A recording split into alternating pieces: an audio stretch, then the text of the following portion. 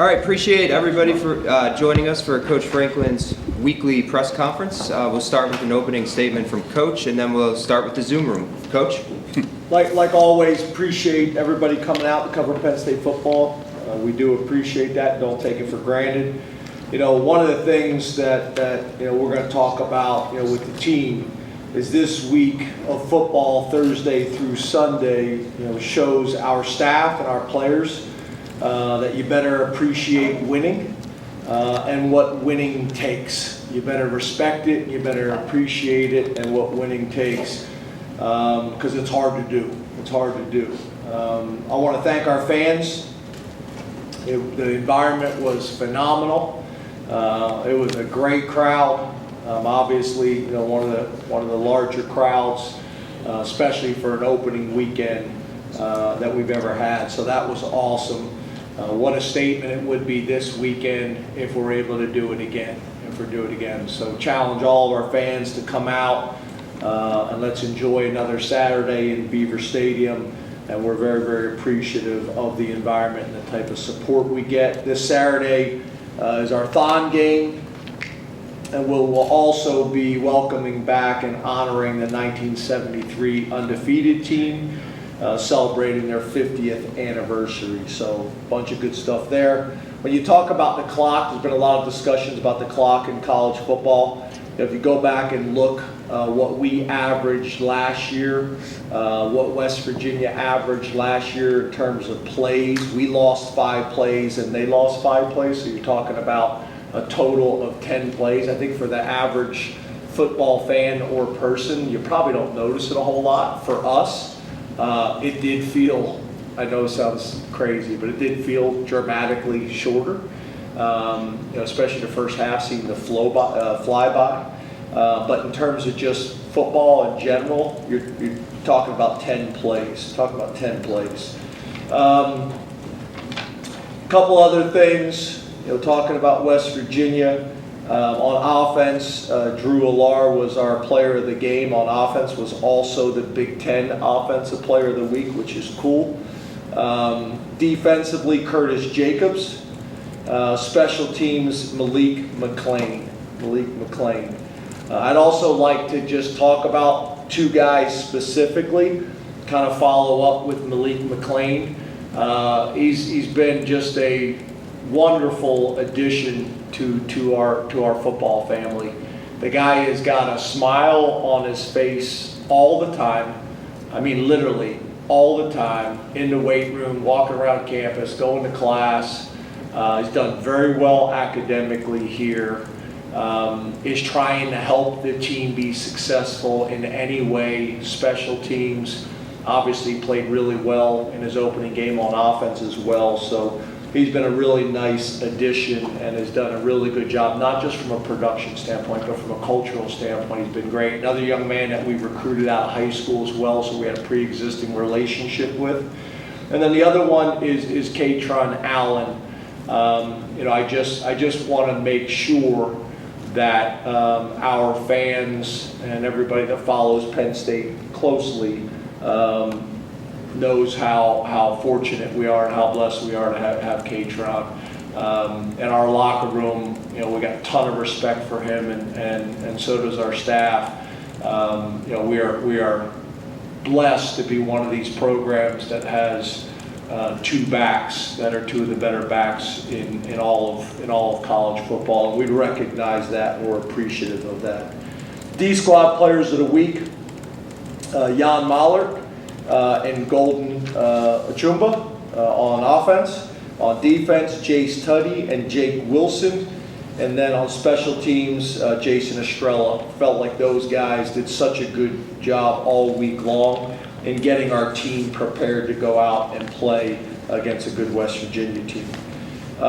Some other general notes about the game. Positives: no turnovers on offense or special teams. We met our explosive play goal on offense and won the overall battle. 9 different offensive players had receptions, real positive. We played 62 guys in the game, 26 on offense, 26 on defense, and 10 on special teams. And then I thought Caden Saunders, it's probably one of those things that goes unnoticed, but he just looks so comfortable and poised catching the football. And then also, which we haven't done consistently over the last couple of years, being comfortable running up in there in traffic. I thought that one should have been a penalty where there was almost contact with his shoulder as he was running to try to get the ball, and caught it in traffic. That ball gets to the ground, some bad things can happen. It can roll for another 15 yards, but the other thing is it can bounce and hit one of your players and be a turnover. So being able to go up in there and catch the ball in traffic is something really positive to build on. Opportunities for growth. I think it's great that we played so many guys, but the standard is still the standard. Did you play in a way that earned you more reps or less reps based on your performance? We got to create more turnovers through strips and fumbles and obviously INTs, and then consistency in the kicking game. So that's my West Virginia review. Getting on to Delaware. Got a ton of respect for the University of Delaware for a long time. Very successful program. Obviously, you look at their history and their traditions. We have a ton of respect for the university as a whole. Ryan Carty, really is an offensive coordinator, as a head coach with an offensive coordinator background and has done some really good things. 10 returning starters, that's still relevant at this point of the season. Ryan Carty also is the offensive coordinator as well and play caller. They're an RPO spread style offense. Their pass game is vertical, and movements. But in my mind, I expect us to see a ton of quick game, a ton of screens, and a ton of move the pocket type stuff. I think that's how I think they'll play us. They base out of 11 personnel. Guys that we're impressed with is wide receiver number 17, Jordan Townsend, quarterback number 14, Ryan O'Connor, and then running back number 21, Marcus Yates. Defensively, Manny Rojas really kind of comes from like the Al Gros tree of football. And then you look at them, they've taken some of the Iowa State 3 safety scheme and kind of merged those two things. Coach Rojas is from Oakdale, Pennsylvania, but they're a multiple scheme. Front end coverage, a lot of kind of unorthodox and unusual looks. Guys that we're impressed with is linebacker number 0, Jackson Taylor, who's from Pennsylvania. Nose tackle number 55, Keyshawn Hunter, who's a Old Dominion transfer. And then defensive end number 12, Chase McGowan. They're guys that jump out to us. And then on special teams, Art Link. Not a whole lot of examples. They did punt in this last game, so we don't have a whole lot of film on those types of things. But we've been impressed with kick returner number 10, Kyron Cumbie, who's an Illinois transfer. And then their kick returner number 5, Josh Youngblood, who we're familiar with. This is his 3rd school. He's been at Rutgers. He's been at Kansas State. Was actually the Big 12 Special Teams Player of the Year. So we have some familiarity with him. So I hope that gives you guys some information and some talking points. But I open up to questions. All right, we'll start with the Zoom room. We'll go to Rich Garcella and then Mark Wogenrich. You're on deck. Thanks, Greg. Good afternoon, James. How are you today? Good, Rich. How are you, man? I'm great. Hey, James, a guy who used to sit in that chair said that a football team often makes its greatest improvement from week 1 to week 2. Do you agree with that? And if you do, where would you like to see your team make the most improvement this week? Yeah, I think we need to. I think your first couple weeks in the season, I think you can make significant strides, and you need to make significant strides. I think that's what the best programs do. And I think the best programs improve and learn and make corrections after wins. They don't have to have setbacks, wake-up calls to be able to do it. Now that's easier said than done. But yeah, I think if you look at us, kind of some of the things that I just hit on, Areas for improvement. So we need to be more consistent on the special teams. We need to create more turnovers on defense. And then on offense, we need to improve on our third down percentage and stay on the field.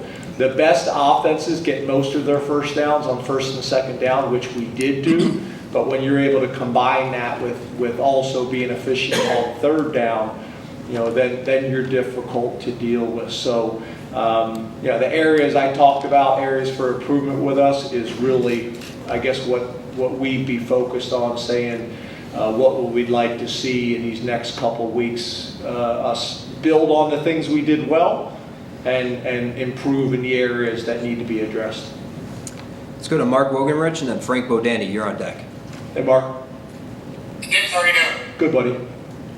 Appreciate it. You've referenced occasionally the similarities between Bo Perbula and Trace McSorley. What traits, on field and off, do you think they share? Well, I think first of all, it's the mobility. I think is the first thing. I think the other thing is both of them are kind of men of few words. Both of them, had significant impacts at their high schools in terms of winning and having really productive high school careers. I think they also both have really high football IQs, and the game, makes sense to them. So I would say style of play probably more than anything. Bo's obviously a little bit bigger, but I would say style of play and the guys that have the ability to be able to beat you with decision making as well as their legs. We'll go to Frank Bodani and then Mike Gross. You're on deck. Hey, Frank. Hey, good afternoon. How are you? Good, man. Your defensive Did line. you get a haircut, Frank? Yes, I did. You look very handsome. Thank you very much. Appreciate that. So your defensive line, how do you think it performed Saturday, especially in the interior? I know some of those guys rebuilt their bodies a little bit, added some weight in the offseason. Is it what you expected? Did you learn anything? Yeah, I think good.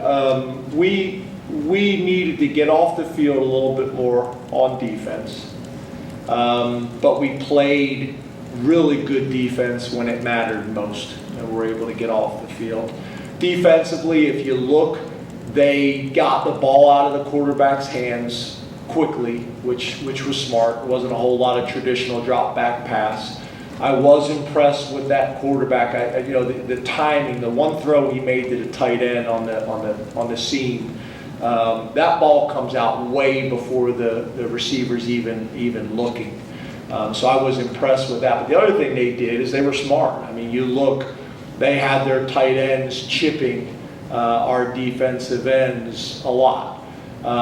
So I think to me that shows respect for our defensive line, and I have a lot of confidence in that position and how they're being coached, and I think we're going to end up having a very productive year up front. That's going to allow our defense to have the type of success that we need to have. Let's go to Mike Gross and Hey, Donnie Mike. Collins. You're on deck. Hey, Mike. Hi, James. How you doing? Good, man. This is just something I'm kind of curious about more than a newsy thing. The tight end position. Did you say newsy? Yeah. Is that a word? Well, news-ish. Okay. Newsy and news-ish. I love it. I'm glad to be of service in terms of Love language and stuff. What did you say? Glad to be of service. No, but then after that, what did you say? With the English language and such. Oh, yeah. That's good. East Stroudsburg psychology degree. Yeah, I was an English major. There you go. That makes sense then. It does. It does. The tight end position. It seems like you make extensive use of that position, multiple tight end sets almost every week. But it seems to me like the way they get used from week to week changes quite a bit. They were a lot of that last week, but for whatever reason, they didn't get targeted much in the passing game. So just talk about that. I'm just curious about that in general, how that works. Obviously, it's somewhat of an opponent-specific thing, but just how you're thinking about how to use the different ways that you use the tight end from week to week.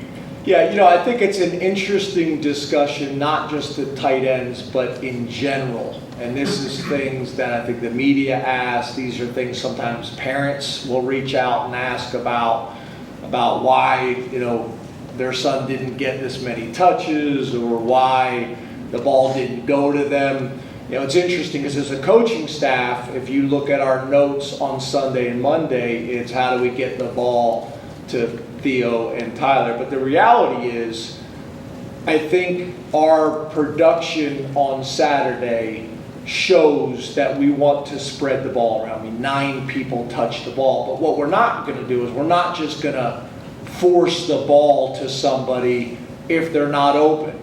We did have one specific route that was called that it's going to go to the tight end, and that's the primary throw, and we got sacked on that play. I think there was another throw to the tight ends that got batted down by a defensive lineman. But the reality is, it's like whether it's the running game, we're not just going to hand the ball off and run into a dead look. That's where the RPOs help you, right? So you're not running into a play that pre-snap, you pause the film and say, this run play has no chance to be successful. We're not just going to throw it to a tight end because we want to get them touches. I don't know what their plan was. It may have been to eliminate the tight ends as much as possible from the passing game. But I guess to answer your question, we have a plan to get the ball to our playmakers every single week. But then, once you get to the game, you're going to take what the defense gives and not force the ball to any players. It's just not the right thing to do. And that's gonna equal sometimes you rush for 300 yards, other times you throw for 300 yards. That's going to also equate to some games where the tight ends get 12 touches, and there's going to be other games where the tight ends get 2 touches. It's just how the game plays out. I think when you're a good offense, you have the ability to do that. When you're dependent on 1 or 2 guys or 1 or 2 positions, then you're easier to defend. So I hope that answers that question.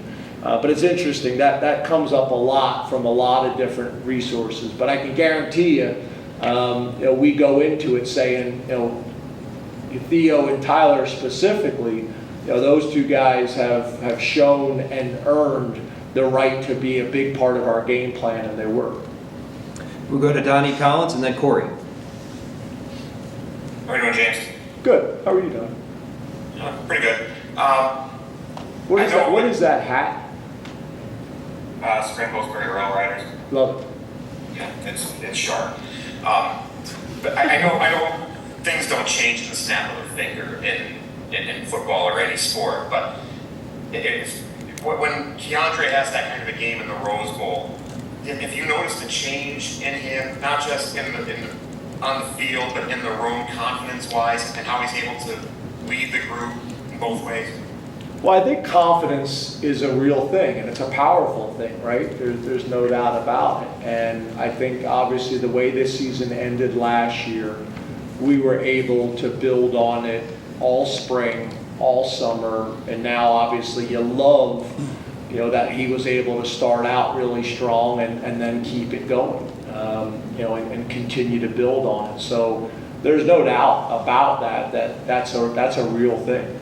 I'm probably just most proud of him in terms of his maturity, both on and off the field, his growth as a leader, his growth as a football player, his growth as a competitor, his steady, consistent approach, when it comes to being a mature teammate and football player. I'm really proud of him. He is thriving academically. He's thriving as a football player. He's earned the respect of the locker room and the coaching staff. And it hasn't always been a smooth ride. I think he's a really good example for a lot of guys that you trust the process, you keep working, and at some point you're going to have that breakthrough moment, and it's going to turn for you. So I am proud of him. Me and his relationship, I think, is really good and really strong. Sometimes with guys like Keandre and a lot of the guys, they don't really get me when they first get here. I'll mess with them, and they can't tell sometimes when I'm kidding and when I'm not. And he's one of these young men. He really knows how to interact with the coaching staff, and specifically with me. He knows there's a time and place for everything. And he's going to go on not only this year and have a really big year and be one of the better wide receivers in the Big Ten and in college football, but he's got a bright future, not just in football but in life, because he's learned really good habits while he's here, and he's embraced the program, and he's embraced the process. And I will also say, going against guys like Johnny Dixon and Kalen King every single day at practice, iron sharpens iron. It's been impressive to watch those guys compete. Corey Geiger and then Johnny. Good afternoon, James. Hey, Corey. West Virginia's coach made some comments about the last-second touchdown. I wanted to give you a chance to, if you have any response to him, and what's your mindset of getting Bo some playing time and letting your guys run plays versus if you score late, maybe you open yourself up to some level of pressure? Yeah, I guess everybody looks at it differently, right? For me, I believe that my responsibility in those type of situations is to get my twos in the game. But I think once those twos get in the game, then they deserve the right and the chance to play and compete. That's what I believe. I believe that from the opening kick to the last whistle, you compete and you play. Now, if you leave your ones in, that's a different story. Then you should change how you play. And you take knees and you run in situations that you normally wouldn't run in. That's different. But when your twos go in the game, those guys get limited amount of reps. They should have a chance to compete. And I believe that not just from a Penn State perspective. If we're ever in that situation, I see it the same way. This isn't me looking at it just from our view. I got a bunch of other things I could say, but I'm just going to leave it at that. That is my philosophy and our philosophy. I think when our two offense was in there against the majority of their ones, they have the chance to go compete. And I think Bo getting in there and being able to run the offense, they went to cover zero, which is hard to run when you go cover zero. Bo should have the ability to check to our cover zero plan and have a chance to execute a play that has a chance to be successful against cover zero. And then should have a chance to score. So I'm comfortable with that. I can't do a whole lot more than that, and I'll leave it at that. Johnny McGonigal. Greg? Yes. Comfortable. I'm coachable too. Yes, you are. How we doing? Good. James, Daquan Harvey, as their team manager, showed up as out on that pregame availability report. Any of those players out for the year or a significant amount of time? And with Daquan out, what do you think of Cam Miller stepping in? Yeah, so they are not out for the year. They are not out for the year. And Cam Miller, obviously his role will continue to grow. Johnny Dixon, we didn't play a whole lot of nickel last week. If we do, Johnny Dixon will take that role, and Cam will be on the field as well, obviously. But I think Cam is really kind of that guy who's showing up a lot of different ways. Special teams, defensively, is going to continue to grow. He's a guy that I think is a lot like some guys that we've had in the past, like John Sutherland, where every single day this guy practices and meets and prepares like it's the Super Bowl, and he's going to maximize his time here at Penn State and have a really good career. And I think he's a really good example for young players in our program. All right, we'll go to questions in the room. We'll start with Mark over here. Thanks. Hi, James. How you doing? Good, how are you? I'm doing great. To the extent that you can share, can you let us know what your message is to a guy like Sander after that kind of game, and the balancing act between letting him know that the job needs to be done, but also, I mean, you don't want to lose a kid after one difficult performance. Well, it's interesting because you guys know I've done it with you guys, but I also have done it with our team, and he was here this past weekend. And I tell the Ficken story all the time, and not just for our specialists, but for our team. I think it's a really good example. I mean, I wasn't here his freshman year, but most of you that have been covering Penn State for a while, know that story better than me. But then, my first year on campus, I mean, Ficken couldn't have had a better year. And I just think it's a great example of, again, trusting the process, not getting too high, not getting too low. I will say this, Sander Sahaydak got up in front of the team on Sunday without me talking to him, without anybody talking to him. I usually end practice and I say something. He said, "Coach, I got something to say," and got up and just handled himself really well. I was really proud of him as a young man, like if it was my son. Very proud of him. As a member of this team, as a teammate, I just thought he conducted himself really well. I think he's earned everybody's respect, but I thought what he did right there and what he said did it even more. But I would also say, as tight as that competition was all camp, I don't think there was a shock by anybody on our team that when we made the change, because literally it was that close all training camp. But just like Falcons had to keep preparing because you never know when your number's going to get called, Sanders got to do the same thing. We haven't made any decisions at this point, but that's where all of them, as much as you can get them to do it, first team, second team, or third team better be preparing as if they're the starter, because it can change like that. Audrey? Hey, James. Hey, Audrey. What were your impressions after going back and watching it? How do you think Abdul Carter fared? Because obviously some of the things he does don't always show up on the stat sheet. Yeah, I thought he flashed. Maybe didn't have the same type of production in the stat sheet that he's had before, but in terms of being a presence on the field, in terms of allowing us to execute the defense at the level that we wanted to execute at, he allowed us to do those things. But I think you'll see his production, continue all season long, starting this week, just to continue to elevate. I know he's got really high expectations and standards for himself, and so do we. But trust me, we're glad he's in there, and we got to remember he's still a young player.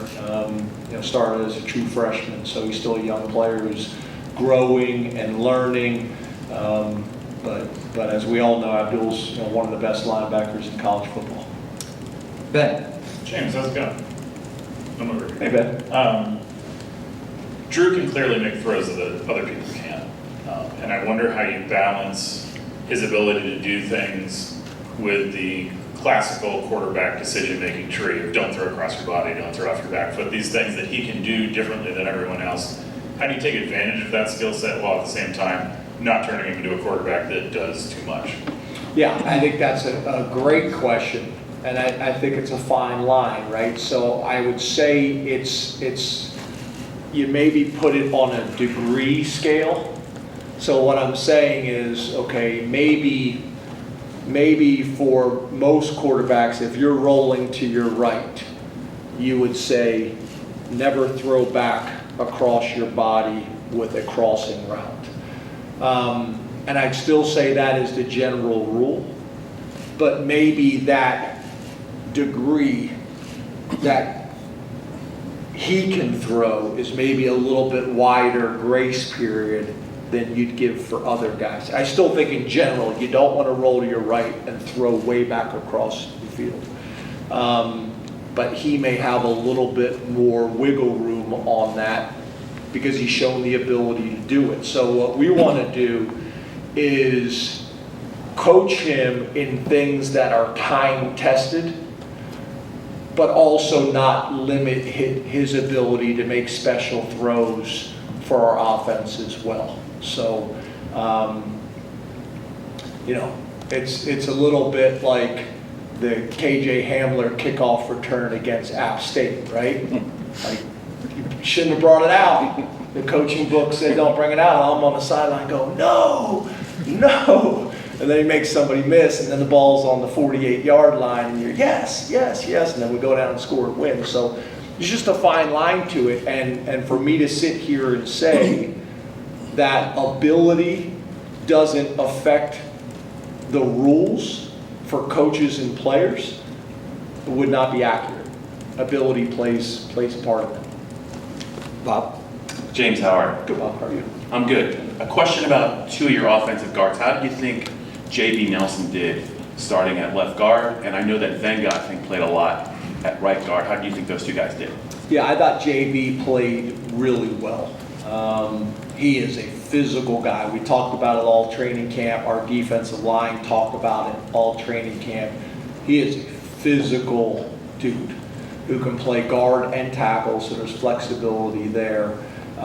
There's still a lot of areas where he can grow and get better, but he gives us a presence out there that I think we need. I think he was we do an offensive finisher of the week, and he won that award. In terms of Venga, we have a ton of respect for Venga. We think he's got a very, very bright future, and think he did some really nice things while he was in there.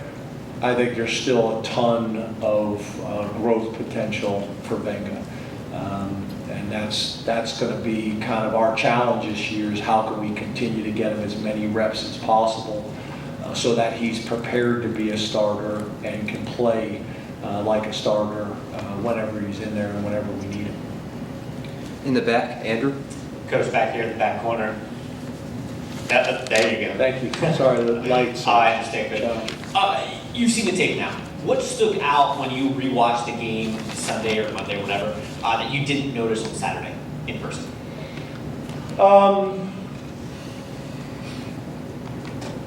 Yeah, I don't know if there was something like after the game that stood out to me that I was not aware of during the game. Sometimes that happens where it's like, I didn't realize this.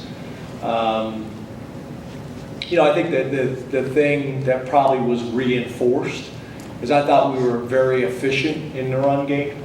I thought we were really good on first and second down. We had a chance for 2 or 3 explosive runs that would have dramatically changed the game earlier, and also would have really helped, obviously, Nick and K-Tron's stats. So I think we're close there. Most importantly, we're efficient, and if we're efficient in the run game, those guys they're gonna make their plays. They're both so good. So that probably stood out to me. I thought that during the game, but then you watch it and you watch the end zone cuts and the tight copy film, and you see there was some opportunities there for us.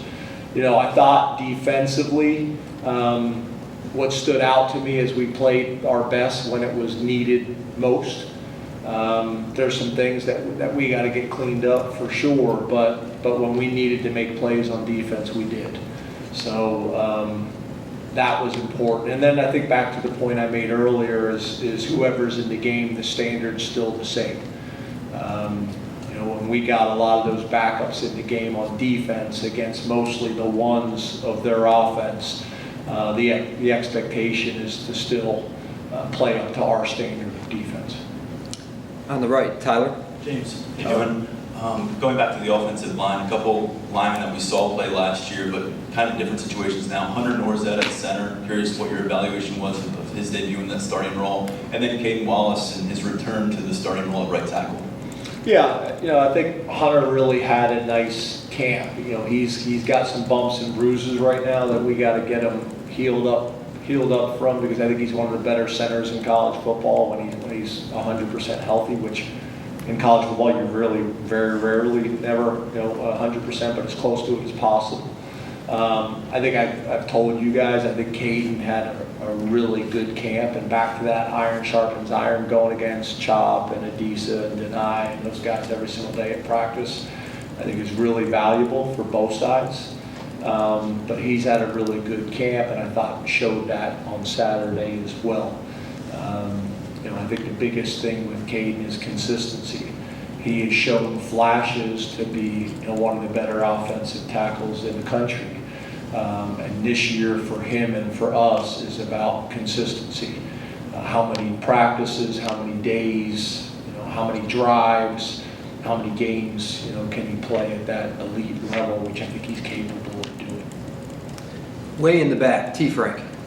Straight back. How you doing, James? Good. How are you, man? Good. I have a quick preliminary question. Have you heard of the S2 cognition test before?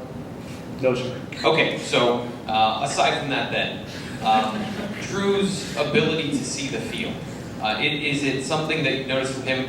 What is your assessment of his ability to recognize not just where routes are, but where guys are in space? And is it different than other guys you've coached before?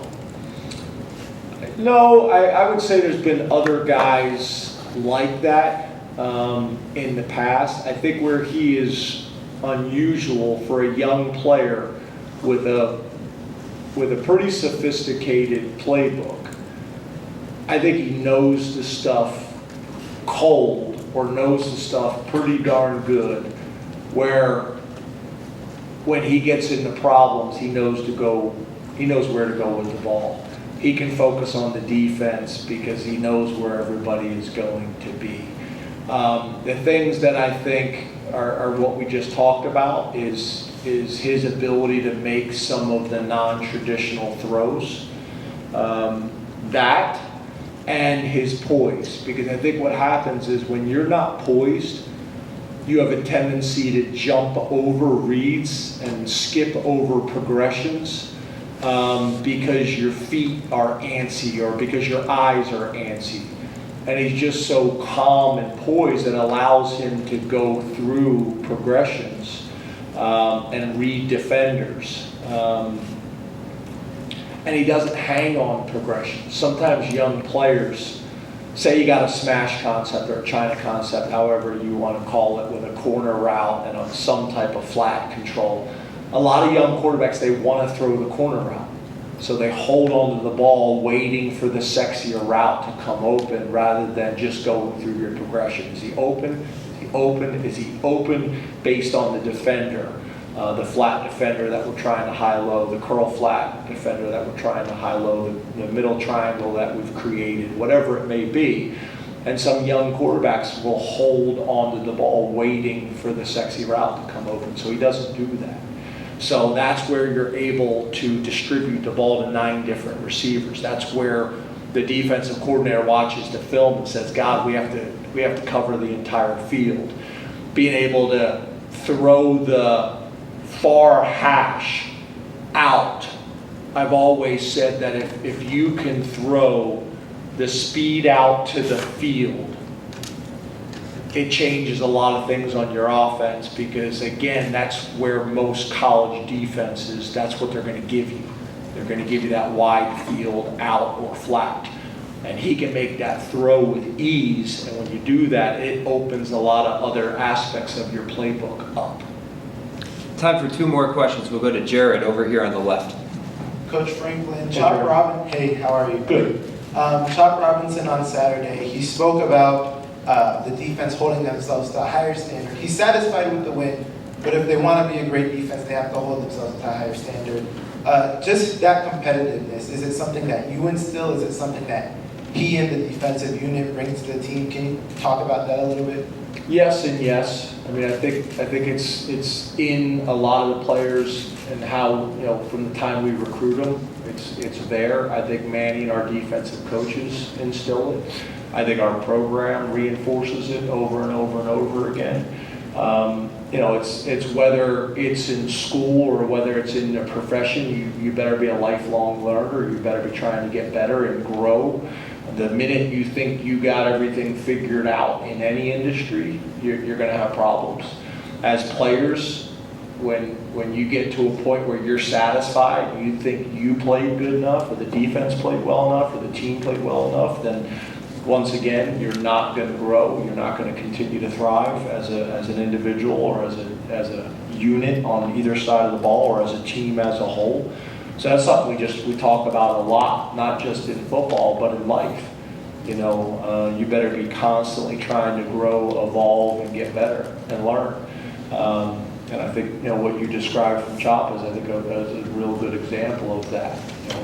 When you chase perfection, right? The old Vince Lombardi quote: "You may never achieve, perfection, but you fall to excellence, or you got a chance to achieve excellence." So I think it's kind of that mindset and approach, whether it's in school or whether it's as a father or a husband, as a football player, or whatever profession you choose to go into. Last question, John. Hey James, how are you? Hey John, good. You? Doing good. You guys obviously, it looked like ran a lot of 3 safety looks on Saturday. How much of that is a byproduct of West Virginia running the ball so well, and how much of it is going to be a feature this year because you have that kind of depth at safety? We ran 3 safety look? It looked like you had a lot of KJ Winston, Jalen, or not, maybe not a lot, but more than last year at least, based on what I counted. Yeah, I'm not totally, sure what you're referencing. We played all 4 of those safeties a lot. Obviously we have some packages in our prowler package. To me, there's the 3-down prowler package where we're like in a dime defense. I think that's what you're talking about. That's when you say 3 safeties, I think of what Iowa State does on defense. It's become somewhat popular in college football now. But I think you're referencing what we call our prowler package, or our odd front defense that can line up with even spacing at time and allow us on 3rd down to bring some different blitzes or drop 8, show pressure, get them to check to max protect, drop 8, or bring pressures and challenge their protection. So that, yes, very similar to last year on 3rd down, when we have the ability to get those guys in there and run that package. Yeah, it plans to be a big part of what we do and how we do it. All right, thank you very much, Coach. Thanks, guys. Thanks.